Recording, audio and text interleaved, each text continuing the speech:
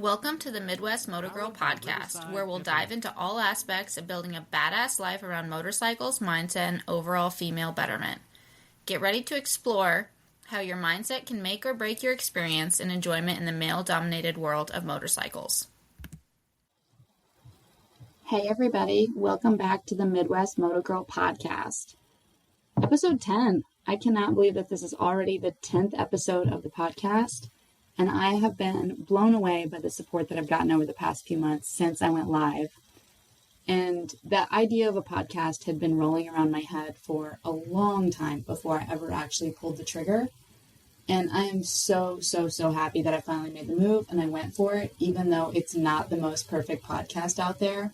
But it's been really fun recording episodes, talking with people in real life about the podcast, seeing the support and the ideas for new podcast topics pour in from others. And so I just want to say thank you to all of my listeners and supporters. This has been really fun, and it's going to continue to be fun. It's going to continue to grow, and I'm really excited for that. So my last few episodes have been pretty heavy on track days and road racing because that's what I've been doing, and it's what I've been focused on in my own personal life, which makes it really easy to record a podcast episode about whatever's going on in your life.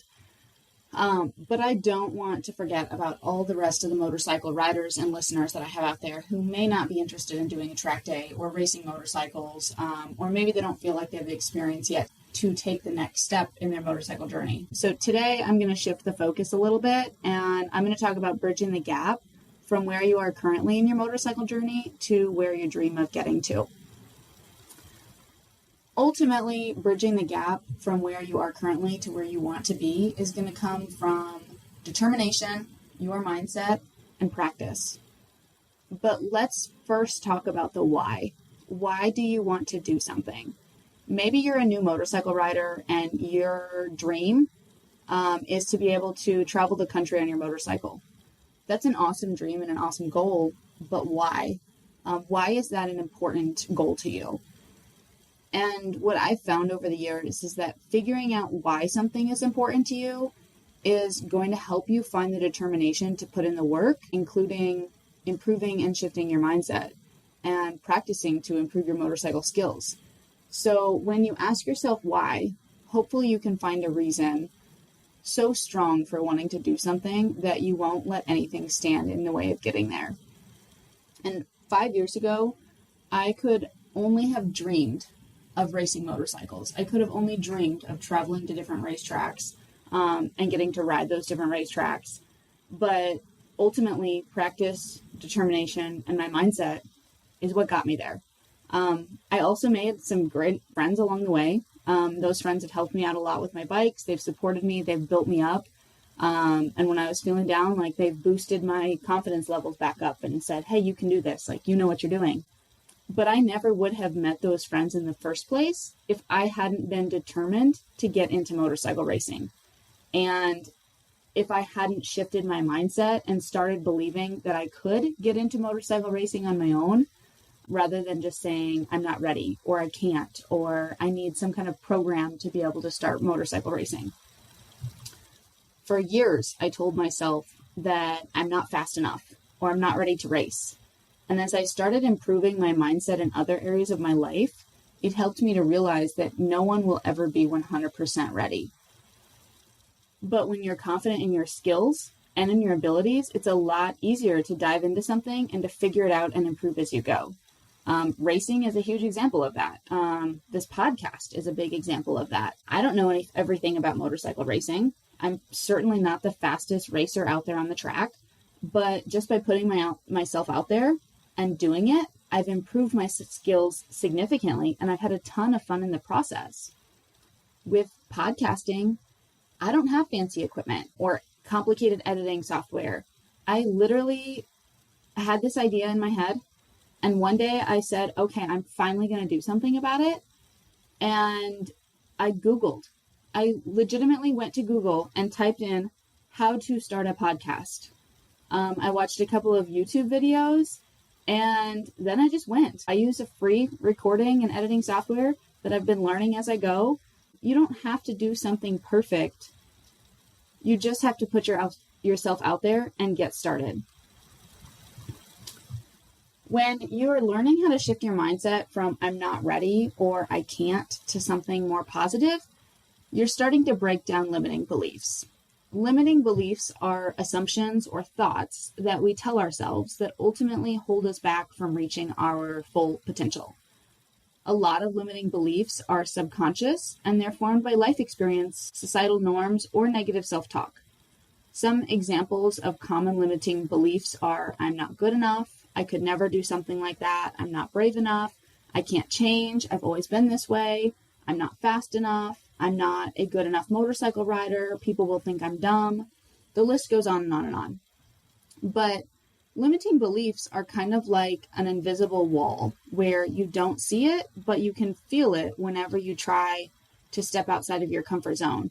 And then they hold you back and they pull you back into that comfort zone. They are developed in the brain, like I said, from societal norms and conditioning, negative experiences or trauma, fear of rejection, failure, or judgment, and from comparing yourself to others. Those can all lead to these limiting beliefs that we build up kind of subconsciously. And I think we've all probably compared ourselves to someone else in life or said something negative about ourselves once upon a time. Maybe it was in a joking manner.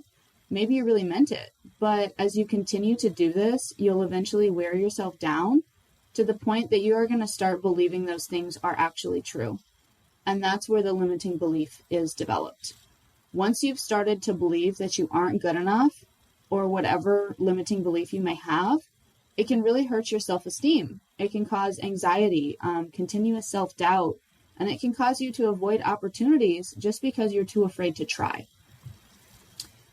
Maybe you don't even realize that you had developed some of these limiting beliefs because, like I mentioned, they're kind of subconscious. But once you recognize what a limiting belief is, you can identify them when they're happening, and you can start working on how to stop the pattern and learning how to overcome them. I think that women are a lot more prone to limiting beliefs than men, just because of the societal norms that are out there that kind of put women into certain roles, expectations, and narratives from a young age. I've dealt with a lot of people that assume, since I'm a female, I wouldn't be interested in motorcycles. Or even when I'm at the racetrack sometimes, I run into people who make the assumption that I'm there with somebody or I'm there helping somebody, rather than I'm actually being at the racetrack to ride or race myself. And when you're trying to fit into a certain narrative or put yourself into a box based on what the rest of the world may think that women should be, it's really easy to start doubting yourselves. It's really easy to start comparing ourselves to people that do fit that narrative, and to start thinking that you aren't capable of something. Like I mentioned before, limiting beliefs can cause anxiety and self-doubt, which I think is a real thing, especially when it comes to learning how to ride a motorcycle. I've heard so many times from other women that they think it's awesome or amazing that I'm racing, but they could never ride a motorcycle, or they could never be good enough to go to the track.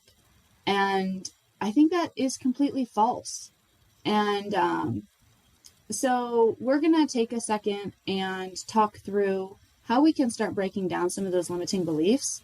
And when we do that, hopefully it will help you maybe overcome some of those anxieties or fears or nervousness that comes along with riding a motorcycle or learning to ride a motorcycle, or taking whatever that next step in your motorcycle journey is. Take a second to think about what limiting beliefs you may have around motorcycling, or even another area in your life. Identifying and breaking down limiting beliefs is applicable to all areas of your life. And okay, so now that you've thought about that for a second, write them down. Now read them back to yourself. So maybe the limiting belief that you wrote down says that you aren't a good motorcycle rider. You just read that back to yourself. Now ask yourself, do you really believe that this is true? Is this true 100% of the time? Probably not. Maybe you made a mistake the last time you rode your motorcycle, causing you to drop your bike. Or maybe it wasn't the last time you rode your motorcycle, but sometime in the past, you made a mistake on your motorcycle. It caused you to drop your bike, or it caused a crash. Now, that experience and or trauma that comes with that experience is making you believe that you're not a good motorcycle rider. The more that you tell yourself that you aren't a good motorcycle rider, the more anxiety and nervousness you're going to start feeling each and every time you go out riding, until you can break down that belief and start to believe again that you are a good motorcycle. So next, you're going to take this belief that you're not a good motorcycle rider, and you're going to challenge it. Try and think about and identify instances where it hasn't been true at all. Think about the times that you've felt strong and confident on your motorcycle. Now, replace that limiting belief with something positive and empowering. So, for example, turn "I'm not good at riding a motorcycle" into "I'm learning and improving my motorcycle skills every time I go for a ride." Next, I want you to visualize yourself succeeding and feeling confident on your motorcycle. Maybe that means you visualize yourself riding on the interstate, or maybe that means you visualize yourself on a racetrack. Whatever you need to visualize that would make you feel confident and like you're a good motorcycle, that's what I want you to do. Next, you're going to take small actions that align with the positive and the empowering belief that you just replaced that limiting belief with. So you're going to look for small wins every time you go out on your motorcycle. You're going to celebrate those small wins. Focus on those small wins. Actions build confidence. So each time you find a small win where you did something right or your riding ability improved, it's going to help build your confidence. And that confidence will start to overpower your anxiety and your nervousness with your motorcycle.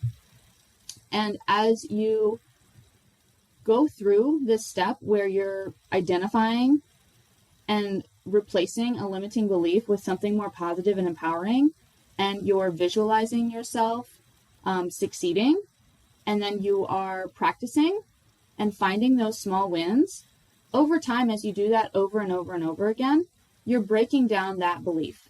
And eventually that belief will be completely gone. And there will be nothing that tells you or makes you believe that you're not a good motorcycle rider.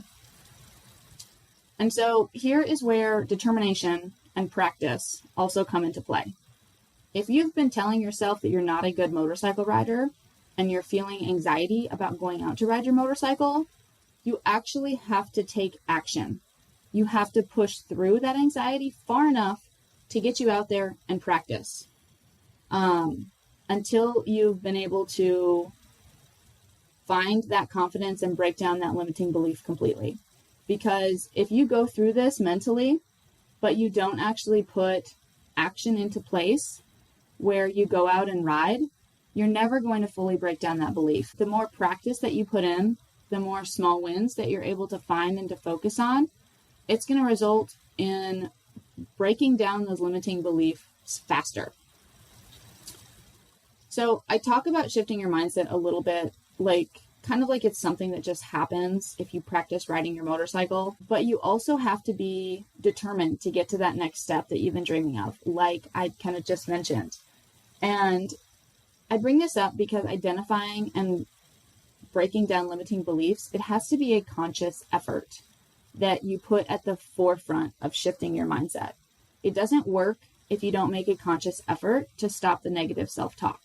You have to stop the comparison with others. You have to stop the behaviors that are leading to self-doubt. And when you are feeling anxious or nervous about riding your motorcycle and you want to just retreat back to the couch and not go because you're feeling anxious or nervous, you have to push through that so that you can find those small wins. You will never get to where you want to be if you don't make the conscious effort to get yourself out there. You don't have to be perfect. You just have to do it. So about 5 years ago, I found myself in a really bad mental space, and I was just completely filled with self-doubt, constantly comparing myself to others. And the worse my mental space got, the more I started abandoning the things that I loved or that brought me joy, or made me feel confident, because I didn't think that I was capable of doing those things on my own anymore. I didn't quite know how to get out of my own headspace. So I had been talking to a friend about it, and she was always making posts on social media about how this program she was a part of would change her life and how it had changed her life, and on and on and on. And so I went to her and I basically said, like, hey, please help me. What do I have to do to be happy again? What do I have to do to start feeling good about myself again? You always seem to be happy. And so basically what she was doing, she was reading personal development books and she was working out. She was exercising. Two very simple things.